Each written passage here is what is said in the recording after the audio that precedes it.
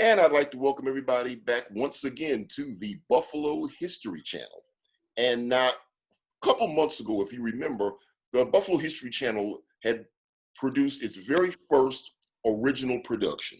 You know, we always like to highlight rare pieces of history, Black history in particular. And in our first original production, we highlighted the history of a beloved landmark in the Cold Spring community. That was the Apollo Theater. Now, when I was putting it together originally, I had reached out to a few people to see if they were in contact with the Moss brothers, and they weren't in contact with them. But I was very, very happy when Roger contacted me just a few weeks ago and offered to give more information on the history of the Apollo. And we've also got joining us his brother Raymond. So I'd like to welcome the Moss brothers to the Buffalo History Channel. Welcome, gentlemen. Thank you very much. Happy to be here. My pleasure. My pleasure. Okay, first of all, guys, I mean, you were telling me that the Apollo Theater was started during the era of both model cities as well as during the time of the Buffalo Street gangs. So, and you guys were also active in the community. So in the midst of all of that, talk to us about what led you to eventually run the Apollo Theater. Can I jump in here real quick? Yes. I know Raymond has the history on that, but I'd like to give you a little history on Raymond and myself. Yes. And what kind of led into some of this. You know, I'm the youngest of 6 boys, and Raymond, he's right in the middle there. But Raymond always seems to be the trailblazer of the family, and I always followed behind him. I mean, there's a history there. If you track us, we always had kind of the same interests. Basketball. We went to the same high school, Emerson. Out of high school, he went into the Marines. I wasn't that crazy. I went into the Air Force, but nevertheless, I went into the military. And once we got out of the military, that's when I started following his coattails again. And he was at UB going to get his degree. And he brought me right along with him. I went to UB. And that's when we became exposed to a lot of the stuff that he's going to talk about now. But I just want to give you a little history. He and I were born in June, in the middle of the year. We're both Gemini. So we're both on the same track. I'm not going to say how much older he is than me, but I'll let him talk to you about what prompted us and him mainly to pursue going into the Apollo Theater and starting that landmark. Okay. Well, thank you, Roger. Glad to hear all those accolades. I mean, it makes me feel proud that you feel proud of me, that you would follow behind me. But, Absolutely. There's been times when I wanted to follow behind you too. But let me say this here. There wasn't really a pursuit of the Apollo Theater. It was offered to me by a gentleman by the name of William Bailey, who was the vice president of a Marine Midland Bank at the time, or a Black vice president. And he checked on my background as far as what I was doing in the community. I was working with young people all the time, young boys and girls, and I ran several centers, chain centers. At that time, we had the first coffee shop, and that was on the west side. It was on the Plymouth Methodist Teen coffee shop. Then from there, I went into work with the CAO, and I was the director of the YEPP, Youth Employment Placement Program, where we found employment for young people. And doing that, we came in contact with a lot of the gangs who really didn't want to be in gangs. They wanted jobs, they wanted things to do, but there was nothing for them. So we were out there in the streets trying to find employment for these people. With New York State Services, we got the job bank going in the community, which was non-existing for Black people at the time. YEP was the first black organization to have the New York State Employment Service Job Bank. We went down and we had meetings with them, and we sat down at the table with them, and we demanded that we had the same rights that they had. We got jobs the same time they got them, and it's not documented. Then again, it might be, but CAO and the YEP program under CAO was the first ones to get that job bank in the community. Bill Bailey came to me and said, because of your activity and your experience with young people, we feel you are the man that can handle this new venture. And I said, what's the venture? He says, we'd like to open up a black theater.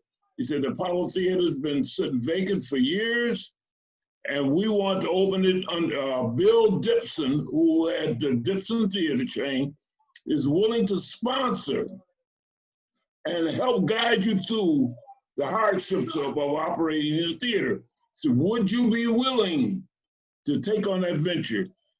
And I thought about it. I said, yes, I guess I would. I said, I got some brothers that would work with me, and I think we can handle that. I said, but I don't have any money.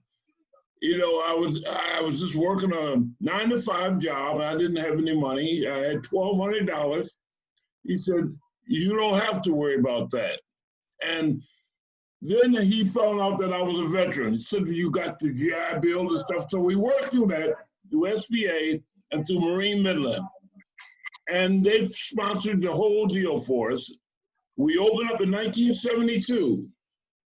And if you get a chance to see some of the pictures, I'm going to see if I can find them. Absolutely. The core of the theater, it was beautiful. It had the Afro overtone. I mean, we really laid that theater out. Talk about some of the decor of the theater. Well, it had the Afrocentrical background, the black and the white, leopard skin walls. I can't really explain how our picture looked, but it was just the way it was laid out. You could tell it had the Afrocentrical background to it. And so once we got that in there, we began to let people come in and take a look and see how they liked it. We asked for ideas from the community, and we got some ideas. And once I talked to Roger about it, we made our decision on how we were going to operate this. We were going to make it a family theater. We had my mother in there working in the ticket booth. My father was a custodian, and my brothers were security. Once we opened the doors, we found out that the community was proud. The neighborhood movie is back in Buffalo's Cold Spring section, returning motion pictures to the black community. Built in 1943, the old Apollo Theater is being reopened under black ownership. From its initial beginning, the theater was one of the community's best attractions, offering such classics as Gone with the Wind to King Kong. However, during the late 50s, the neighborhood took on an ethnic change, and so did the Apollo management, changing hands numerous times. Finally, after repeated attempts to compete with the big theaters downtown for top cinema and losing in the Saturday matinee sweepstakes, the Apollo closed in 1966 following a mysterious fire. With the aid of a small business administration loan and a lot of guts, 34-year-old Raymond Moss and his 5 brothers are once again lighting up the old marquee. Mr. Moss, how successful do you feel you and your brothers will be in competing with the big movie houses downtown? Well, we don't feel that we are competing, but we feel that we're adding to the promotion of black movies and things of this sort. What about the cost? The cost will be $1.75, and this is an attractive element as far as we're concerned. Have you done anything special to pull people into the place? Well, just looking at the place, you can tell that it has a black Afro-American overtone, and I feel that the people can relate easily to this place. I understand that you're going to have primarily all black programming? No, we can't go primarily black, and I can't say that we're going all black because we would run out soon. But we're trying to have black people featured more than the white element. What of the street gangs, the dope addicts that plague this neighborhood? Do you foresee any problems there? There's always problems, but I would say this here, I have 5 brothers, and we're all from the streets. So I don't feel like we should have too much of a problem with the people, because we can relate to them. We have a very tight security here, too, by the way. The sweet smell of success will not come easily to this new black economic venture because it faces many threats, both from the criminal element in the community and the high cost of operating. But with any luck, when the projectors roll this Friday at the Old Apollo, it will mark the beginning of a long-run engagement. We were very skeptical of what the gangs would do when we found out that they were proud to come in there. But then you have the diehards who were going to come in there and say, this is our theater and this is our turf. We were in Cold Springs and they didn't want the people from downtown to come in. So it was almost like, we dare y'all to come up here. But we had to dispel that. We had to get rid of that mindset. You So made it in an interview with John Winston. You made that clear, didn't you? We made it clear. What we did, we tried to bring them together. We had meeting after meeting. We had meetings with the community. We had meetings with the businessmen. There was times when the gangs were fighting with the businessmen, and we went into the business and brought the gang leaders in to meet with the businessmen. And we talked to them and said, you can't do this. And I remember one time when one of the gang members said, well, Mr. Moss, we don't have any problems with you, is we got problems with him. So if you got problems with any businessman on this street, you got problems with us. You got to deal with us. So they didn't really want to do that. They didn't really want to deal with us like that. So as things went on, things got better and better and better. But we still had a lot of nervous tension on the weekends because there's always a diehard that's going to come in there and try to disrupt. So we had to deal with them on the spot. What they call it, nip it in the bud. All right. Because I remember in the film that you did with that we've had online with you all and John Winston, you told them that you had 5 brothers. I had 5 brothers. Nobody wanted any trouble. But also, it wasn't just 5 brothers. I had 5 bad brothers. All right. Well, I don't know about being all bad. That wasn't my personality before. It was during, but not after. I came back to being myself after the theater closed down. But it was a matter of survival. I dealt with a lot of the hands-on stuff at the theater there. I distinctly remember that Dipson kind of helped us get on our feet initially, and they took care of some of our books until we, understood the process. And I would have to drive all the way to Batavia every Friday and sit down with Dipson's people and go over all the protocols and the things that we're supposed to be doing. And they got us on track because we had never done anything like that before. But things worked out very well.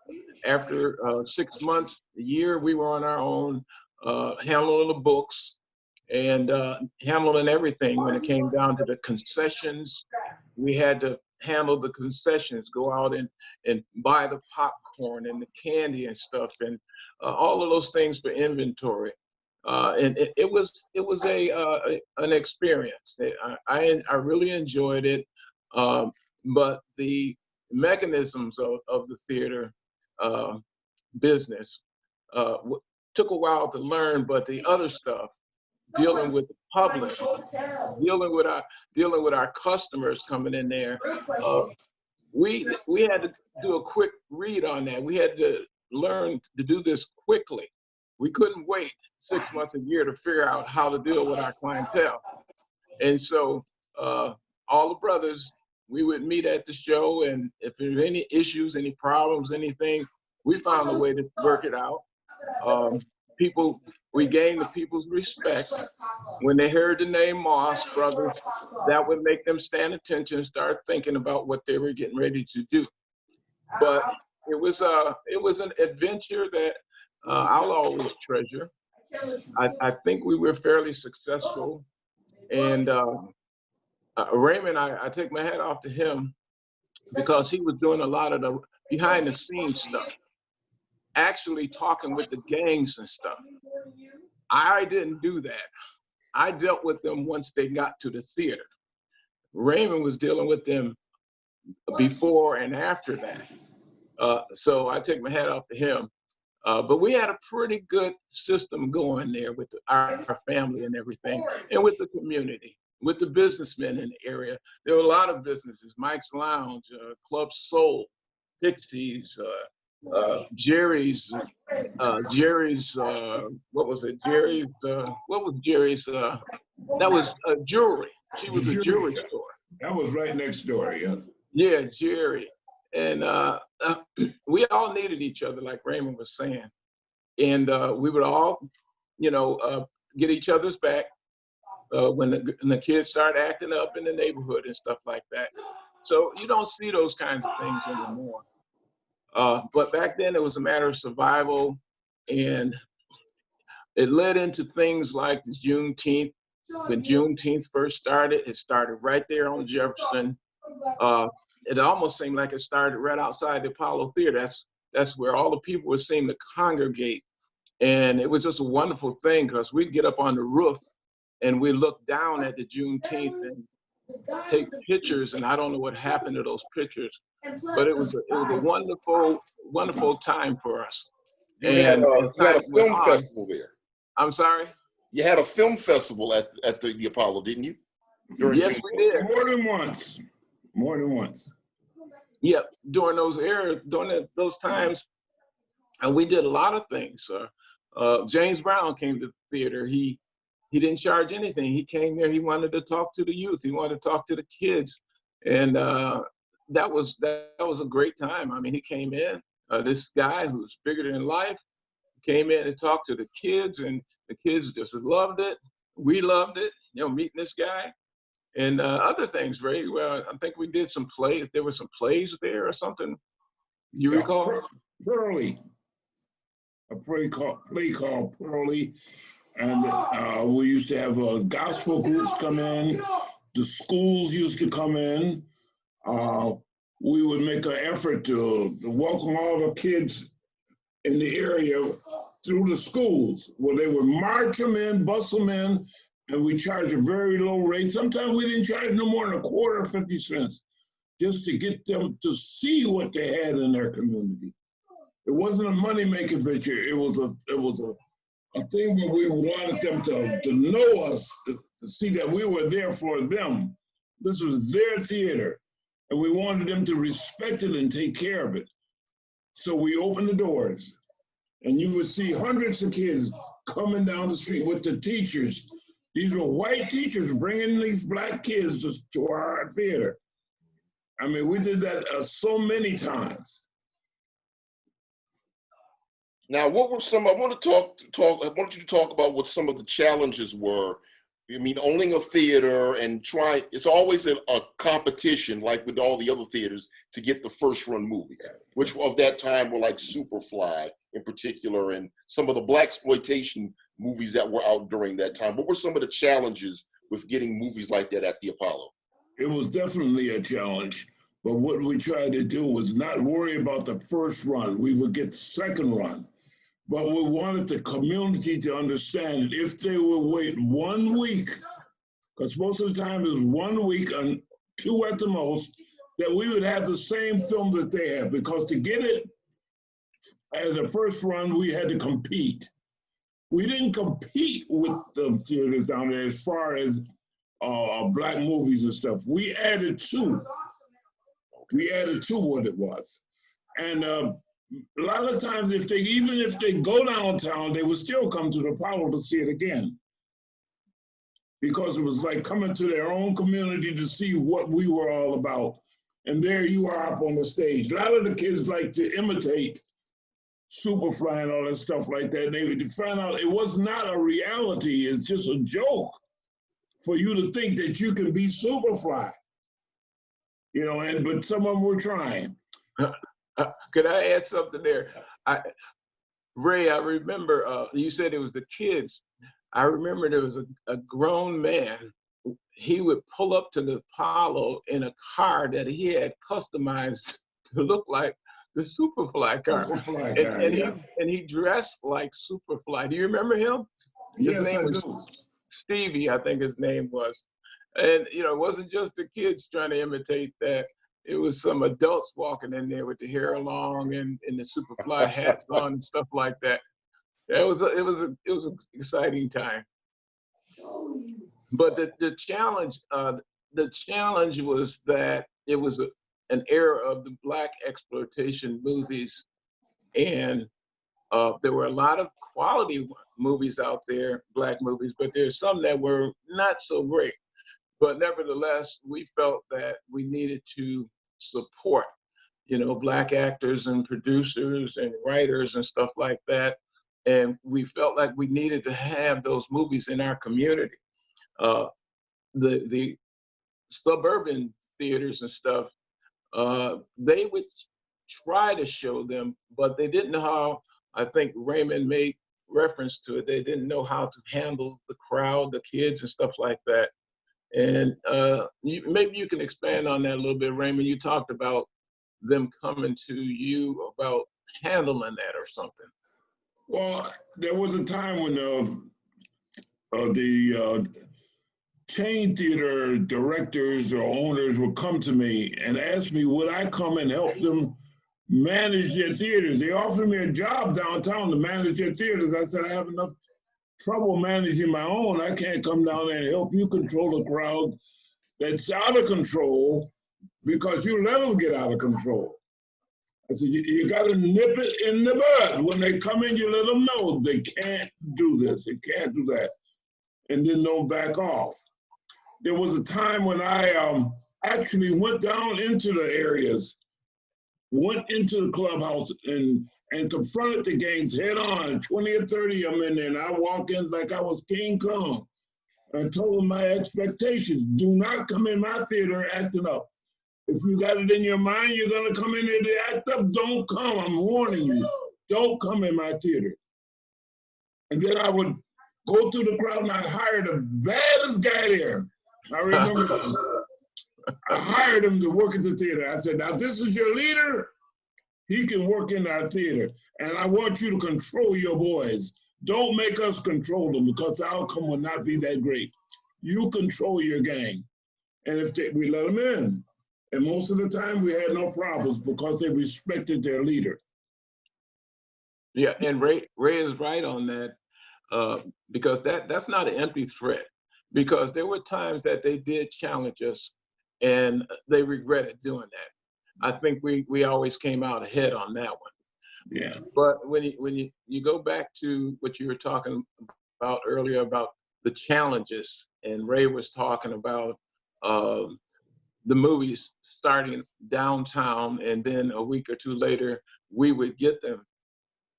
It wasn't advantageous for us to try to get first run movies because the percentage that they were asking was just too much. There's a formula that they use, and they're going to make money. And on first runs, you have to really have volume in order to make any money. But we did attempt it one time, and we attempted with the movie E.T.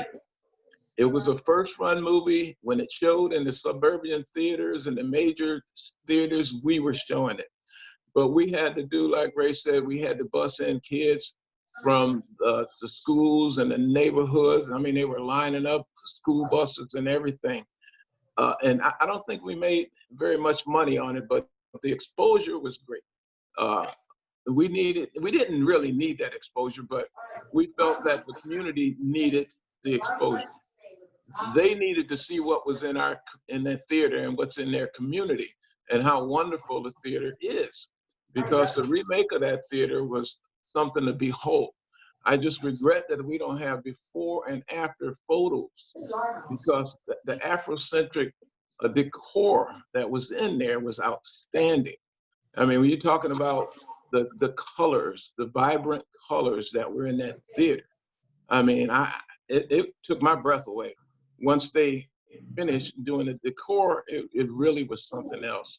But E.T. was our first run movie, our only first run movie. And they asked just way too much off the top. Yeah, yeah. You had to put money up front and then guarantee a percentage. And we tried it, but we did better with our Black movies than with the E.T. I'll tell you something else. Mhm.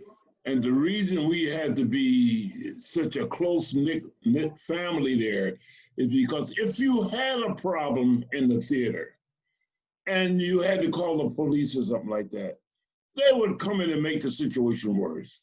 Yeah, Just like we see on the street, they would come in there and attack the kids, attack the staff, so we couldn't deal with them. They had no sense of sensitivity about dealing with Black people. They come in there right away, they become the bullies, lining them up against the wall and all that. Come on, man. All we want you to do is make a presence. Make a presence. Let them see you, and then they'll calm down. But no, you had to come in there and stir up the works. You know what I mean? I can testify to that because I experienced it firsthand when they came in on occasion, and they come and they look like they want to give me the third degree. And I said, wait a minute, I'm the owner and manager here. You're giving me a hard time. You know, I didn't understand that. It was that mentality to come in and right away they want to start shaking you down. You know, and I'm saying, wait a minute, we called you and you come in here and you're shaking us down. So we didn't want to even call the police. We hired our own security. At one point we had security, but some of our own security was a little shaky and we had to let them go. We did the security ourselves, you know, rather than have the local police come in and stir things up, rather than hire security guards in there who didn't know what they were doing and they would cause problems. We just did it ourselves. And the outcome was much better. Right, Ray? That's true. Yeah. Now, of course, we all know all good things must come to an end. When exactly did the Apollo Theater close? I think officially around 86. Around 86. It was right when they began to bring in the, what you call those things? Videos and stuff. Video stores. Yeah, video stores, and people begin to stay home to watch the movies and stuff. Blockbuster, that kind of stuff. Yeah, right. And the community began to shy away. They felt that it was cheaper and safer to stay home and watch these movies. But that was just a phase. You know, now the theaters are thriving again. If we could have held on, we just couldn't hold on because we were independent. If the chain theaters were doing well, but the independent theaters were closing down all over the city. If you see now, it's hard to find an independent theater. You see the one up in University, that is really an independent theater, but it's owned by Gibson, who has 100 other theaters. So if they don't do any business there, they write that off on the other theaters. But that's just, we didn't have any way of writing off our losses. Okay. And were you guys in the 90s, they tried to, they didn't try, they actually did. They started efforts to revitalize the Apollo into what it is now, which is the Apollo Media Center, running public access and cable and government educational access. Were you guys involved? Did they consult you at all for any of that? No. There were times when people talked to us and they would show the same video that you showed from 1972 when we were talking to this, what's his name? John Winston. John Winston. They showed that a few times.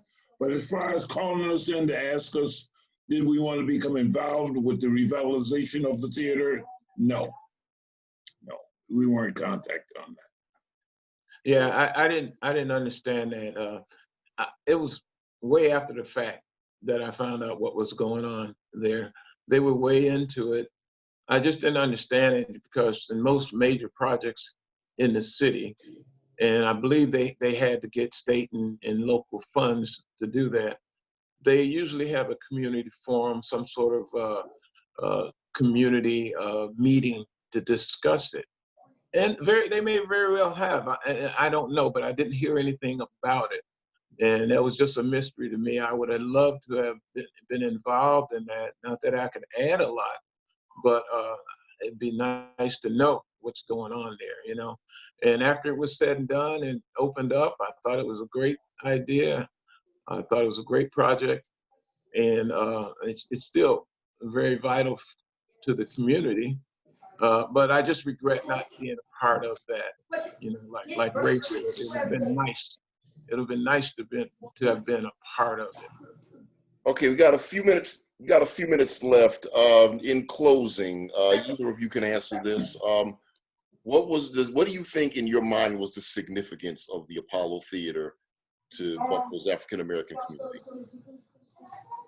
No, we're late. Go ahead. Ray, go ahead. I digress. Go ahead, Roger. Oh, the significance to me is not just the significance to the community, but the significance in my life. I think it's an experience that I'll always treasure. That connection I had with the community. Then I think based on people I run into from time to time, and they say Moss, and they say Moss Brothers Apollo Theater. They remember some of the older people. They remember. So it was a landmark. We were part of it, and I think it was a great era, and it kind of helped the community get through that era as far as the exploitation movies and the gangs. That was a combination that we had to deal with, and I thought we did very well with it, and I'll treasure that. Gentlemen, I'd like to thank you for being a part of the Buffalo History Channel and providing us with this extra history of the Apollo Theater. Thank you very much. You're very welcome. All right. All right.